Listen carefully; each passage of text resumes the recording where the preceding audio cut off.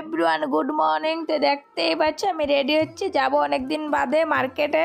তো আমার প্রচণ্ড ঠান্ডা লেগেছে, তার জন্য চাদরটা ভালো করে গলাতে দিয়ে নিচ্ছি। আর এদিকে মাস্কও পরেছে। আর তোমাদের দাদা বাইকটা বের করতেছে যে আমরা বেরোবো আজকে, বাইকেই যাবো। আর মারে বলেছি দরজাটা আটকেতে, তাই মা উঠে এখানে দাঁড়িয়ে রয়েছে। তো দেখো অনেকটা বেলা হয়ে গেছে, আমরা এখানে আসতে আসতে তো তোমাদের দাদাভাই জলটা খাইলে মার্কেটে ঢুকে যাবো ভিতরে। তো মার্কেটের ভিতরে ঢুকে গেলাম, দেখতেই পাচ্ছ।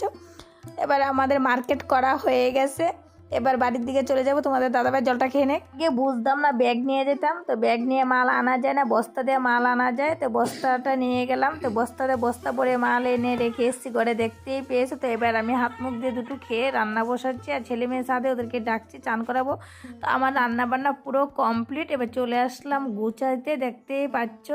বন্ধুরা আমার মিনি ব্লগটা কীরকম লাগলো অবশ্যই কমেন্ট বক্স খোলা আছে, কমেন্ট বক্সে যে কমেন্ট করবে। আর আমি এদিকে গুছাইতে থাকি, তোমরা আমার চ্যানেলটাকে সাবস্ক্রাইব